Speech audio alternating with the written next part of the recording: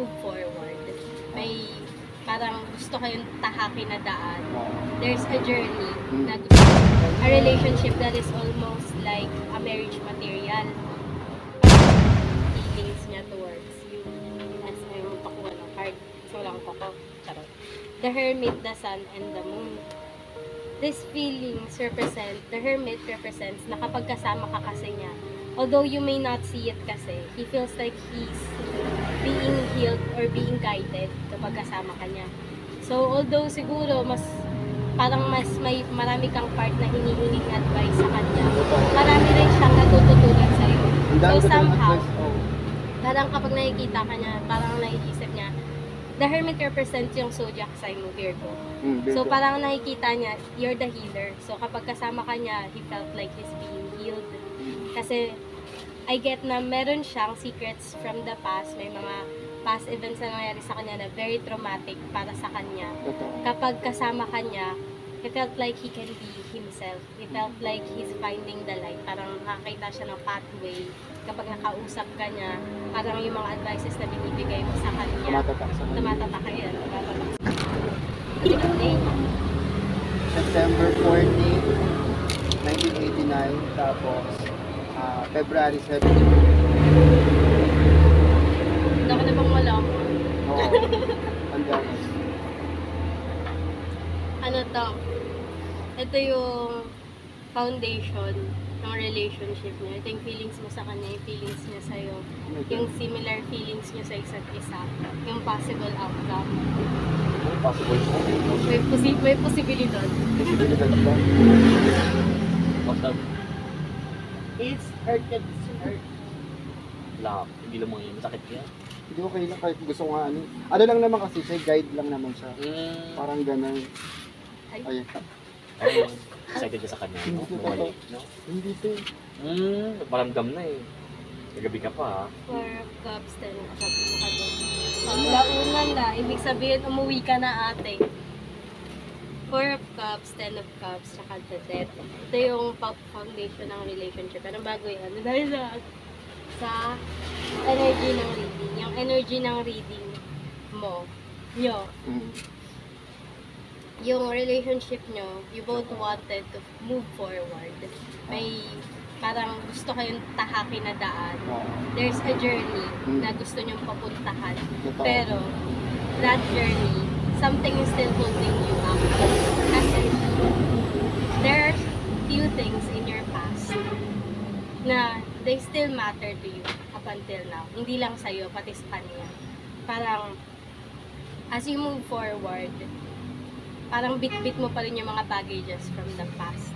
So there are baggages na parang more on about pain, about bad memories. Siguro, despite wanting to move forward, there's a lot of things na hinuhold back kayong dalawa kasi yung mga bagay na to, sila yung, for example, sa mga nakikita ko, you're scared of being cheated on. So, although, na gusto mong mag-move forward, you pursue siya ng mas maayos, mas maging serious sa relationship na you don't wanna do it kasi you feel like you're not ready kasi nga parang kahit na kinipilit nyong mag-move forward, maglakad papunta dun sa destination na gusto nyo punta, you can't kasi something's holding you back.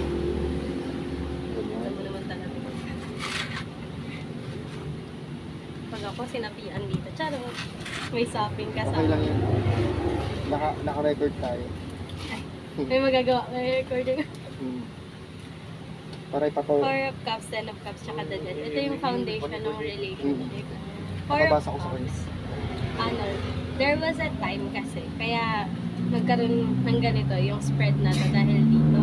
Kasi, there was a time na you felt like the 4 of Cups or someone sa inyong dalawa. 4 of Cups represents someone na parang there's a lot of things na ino-offer sa'yo. Especially, something about happiness. Feeling ko sa'yo itong sa part nito eh. Yung 4 of Cups, maraming may nagbibigay sa'yo ng offer. Pero you don't want to look at them kasi may mga cups or may mga emotions ka pang hindi na re-resolve. At dun ka Ang lang dami nga mga nakafocus. nagchat-chat pa. Char. So parang, ay, ganda. Akaba Ayun, na oh. hair. Hindi Patingin. Andun na. Ay, marami pa nga nagchat. Ayun nga. Kasi parang, di ba, kagaya sa sinabi natin kanina sa yung card na to related dun sa, yung kinuwento mo yung kinakasama mo dyan. Nung Si Owa. Oo, pumunta nga Kasi, siya nakaraan. you're still looking at that. Kahit na ang daming nagbibigay sa'yo ng parang new offering, new idea, parang offer of happiness. Pero somehow, you don't feel like you want to take their offer, the happiness that they're giving you kasi you're scared to end things with your ex. Parang medyo takot ka pa rin na kapag nag-move forward ka sa isang relationship, tuluyan mo na siyang makakalimutan. And may part sa'yo na nanghihinayang ka na mawala yung parang pinagsamahan nyo. Hindi naman sa parang gusto mo siyang balikan, pero may part sa'yo na parang perfect sana lahat kung hindi lang siya ganito, kung wala lang siyang ganyan. Totoo. And kaya siya naging foundation ng relationship nyo kasi you found this person as someone you can open up to. Sa kanya ka nag-open up and you find it really comfortable na parang he accepts all of the things na you tell him. Parang pag may kinukwento ka sa kanya, you felt like you're being consoled kahit na minsan hindi ganun kalalim yung mga advices na binibigay niya sa'yo.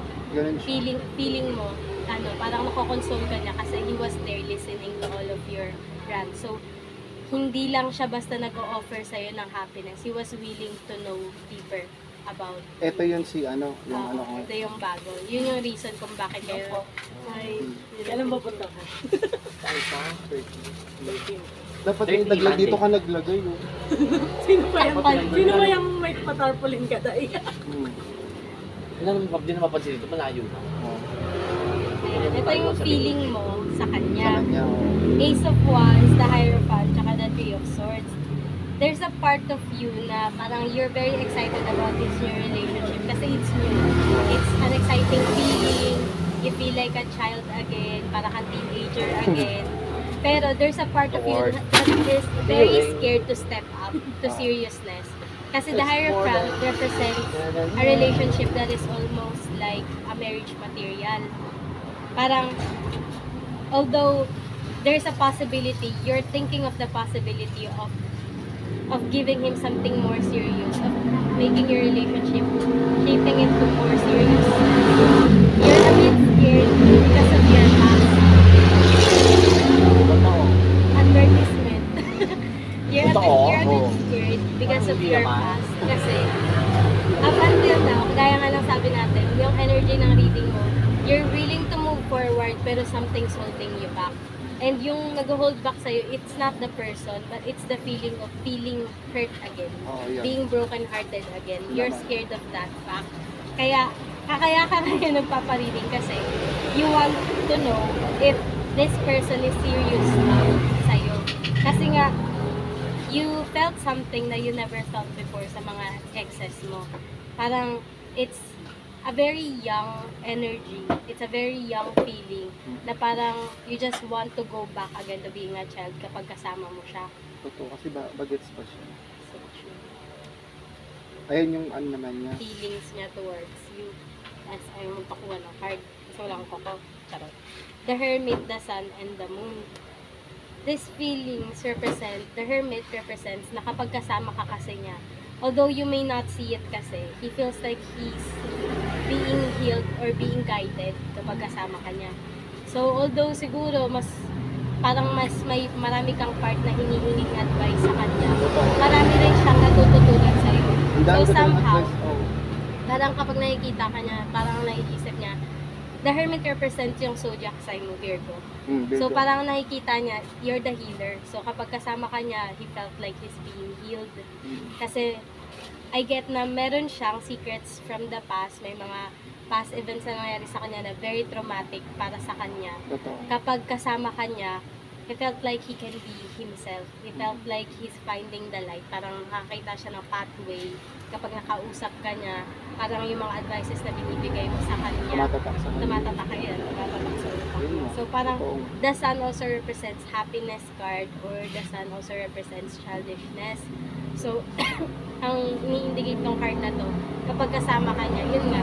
Kasi usually Aquariuses, they have to think, or they always act that they have to be mature. So Matured parang, nga siya mag-isip. ganun.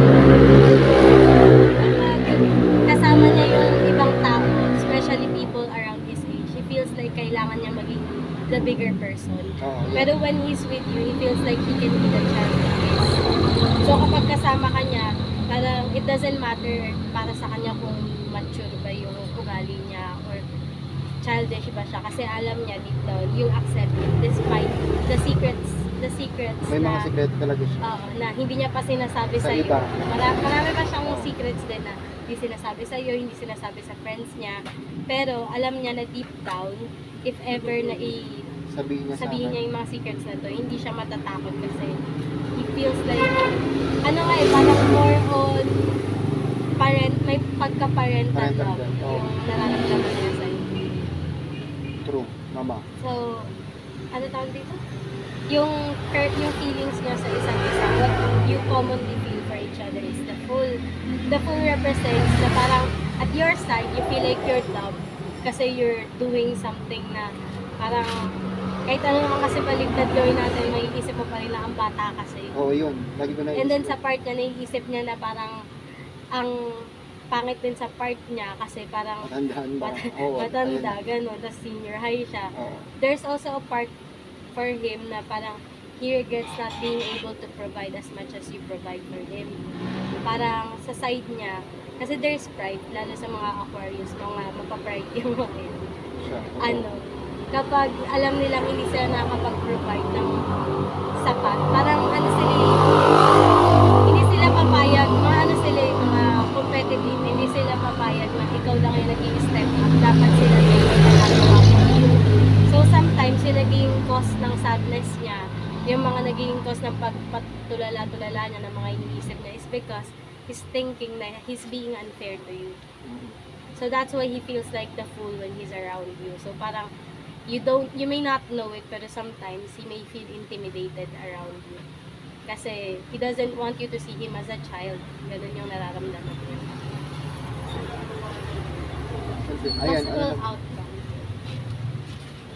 Seven of Cups, Ace of Pentacles, tsaka Queen of Cups. Mm. Seven of Cups represents na there's it's about obstacles. There are obstacles, there are different types of mishaps na baka mangyari sa inyo in the future. Pero Ace of Pentacles and the Queen of Cups is here. Ace of Pentacles represents na you have to stay guarded, you have to stay grounded. Although a lot of obstacles nga na mangyayari, there's a lot of arguments na pwedeng mangyari in the future, but you have to always remember the Ace of Pentacles, which is the foundation of this relationship. If you want to continue your relationship with him, kasi Ace of Pentacles represents na this is the energy na parang you have to remember, go back to the reason why you feel like this, why you both feel this love between you two. Kasi Ace of Pentacles is the young energy of having someone who gave you a big offer of love and happiness. So if ever na laging sumasali na sa isip mo na may mga what if ganito, what if ganyan, what if ganito mangyari in the future, or just always remember that the reason why you're here is because there's a person na they listened to you when you were at your lowest point. And you just have to remember that you both feel the Queen of Cups. Queen of Cups represents someone na full of love. So, since reading nyo tong dalawa, that means you love him and he has overflowing feelings for you too. Kasi the Queen of Cups usually has yung cup niya dati sa original cards kasi nito. Yung cup niya overflowing. Ibig sabihin, ibig sabihin- over din yung ano niya. Ibig sabihin, overflowing yung emotions na nararamdaman niya sa'yo. And hindi siya yung klase ng commitment lang na ginawa niya lang kasi gusto niya. Kasi if ever na sinubukan niya lang naman, hindi siya tatagal sa'yo ng months. Aquariuses are hard to please. Saka hindi sila nagjojowa unless they are sure of someone. It's hard to commit for them. Kaya nga yung magjowa eh. Kaya nga ano, ang kulit, kaya ang kulit niya, paulit-ulit na lang yung sabi niya, yun, ang dami yung chat talaga sa akin. Bongga. Ayun pala yung reason nun. Bakit siya sa Ayun, makulit sa chat. Gusto mo makita? Chat. Basta puro mga ano. Hindi kasi actually, kung sa astrology, if Virgo at Aquarius, hindi sila ganun kagandang match. Oo. Pero the reason siguro kung why he stays kasi Aquarius always seeks someone who has a lot of knowledge. Oo, yun. Parang, So kami, ang most compatible zodiac sign sa mga Aquarius is Sagittarius. Kasi Sagittarius are full of ideas. So kapag ikaw yung tipo ng someone na parang they feel like they have to keep up, parang kailangan ka nilang habulin kasi ganun siya. oo, kasi Habol ibig sabihin talaga may ng- knowledge ka na parang gusto niya. So parang the more na natututo siya sa'yo, the more na nag-i-stay siya, the more na interested siya. Kumbaga kahit nakikipag-break na ako, ayaw. Ganun yun kasi it's difficult for them Wala naman na siyang na nakukuha sa akin yung may kemi-kemi, di ba? wala naman tong awesome to. Ganun pala yung ano niya, yung card niya. Wala, bakit? Ano pinagawa yan? Oo, yung dalawang matandang aso na daw may bata. May ano siya. Wawa! Ayun. O, yung bagets. Madam Duday. Ano, paano yung bagets mo? Ano yan? Ayun nga, totoo nga. Sakit no. 6 months naman na kami. Naglokohan? Oo, parang ganun. Kasi may ano rin eh. May